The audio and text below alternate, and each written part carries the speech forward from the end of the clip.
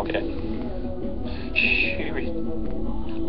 Anyway, so it's big news today that there's a lot of poop in people's beards. Fine, I was wrong. You and Favreau are the best. You guys are the masters of the universe. Now it's time for George's news. George's news. George who? What? Dean, did you catch Jamie Foxx's version of the Star-Spangled Banner before the Mayweather-Pacquiao? Hilarious. It was so bad. It was not good. Here's a little taste.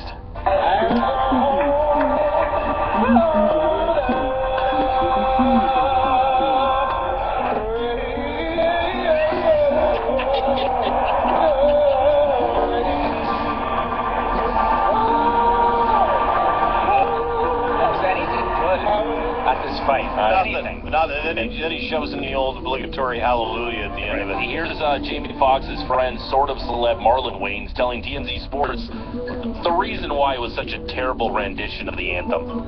He's probably up in Vegas. Yeah. You're hanging with Floyd, you're hanging with Puff, you're drinking the Blue Dot. You know, you're partying your ass off. Right. And so it's kind of hard to hit those notes, man. You got all that vocaloso little system. All that solano system. It sounds like his voice is a little drunk. There you go. Booze. That's the reason why it was terrible. He's just an awful singer. Right.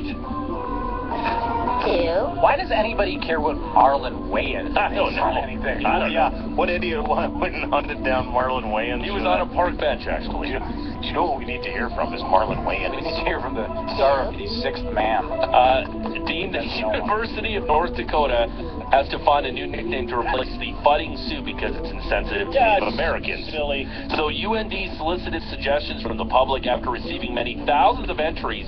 The public suggestions were revealed last night. One person suggested, that's easy for me, choose and explain.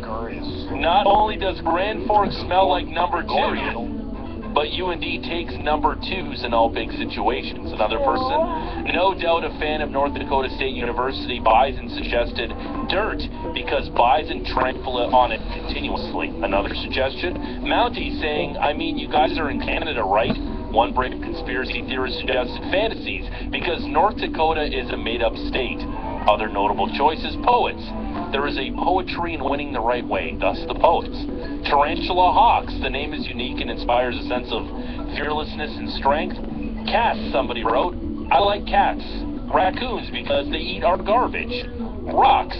Rocks rule. Hound dogs. UND is in the word, and I like the Elvis song a lot. So let me ask you something. So UND is going to get rid of the name the Fighting Sioux because that's offensive, yet somehow the Indians and the Redskins still aren't? Right. Is that, am I to understand that correctly? Right. Okay, good. And finally, Knight Rider, somebody suggested because it was an awesome TV show. It was a great show, yeah. That was a hell of a car. And well, it still is. Dean, if you weren't aware, May is National Self-Love Month, a.k.a. Flogging the Dolphin Month. Here's some statistics on self-love. How many adults practice self-love in the United States? Everyone. 86% of adults do it. Turns out that those sex partners actually enjoy solo sex more often than those that are single. How many? Nearly 40% of men and 30% of women in relationships. And this is for you guys. 72% of married men and 68% of married women enjoy doing it by themselves. I think that's low. I do too. That's depressing. I've never done it. Whatever. Neither. I don't think that. Where do Americans enjoy? I would just guess by what I've heard. I'm just saying for a friend of mine that's probably low. Where do Americans enjoy flogging the dolphin the most? 63% say the bedroom. 32% report the shower. 23%, and this is all mine, in front of the computer. I wouldn't want to take a black light through my house.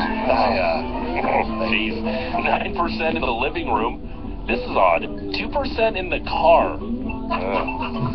The car. Have you? Car? Not yet, but there's always today. Yeah. 1% in the kitchen. Anybody say Subway? In the kitchen? Really? Yeah. And 1% at work. And how often do Americans practice work? Yeah, we're good, 1%. How often do Americans practice self-love? 27% admit once or twice a week. 19% claim never, liars. 18% report once or twice a month. 11% say once every few months. 9% admit every day. 8% claim rarely. And 3% say more than once a day. More than once a day. I'm in the ladder. Right. Stop. And finally, this Wonder why I don't give you a high five when I walk in the morning. This can't be right. And finally, by the age of 18, 80% of men and 59% of women have tried it. There is no way it's only 80% for men under 18. There is no way it's that low. Oh, it's like a third. Right. And after the age of 18, research shows that 95% of men and 92% of women admit to belonging to Dolphin on their own. And that's George's news for a Tuesday.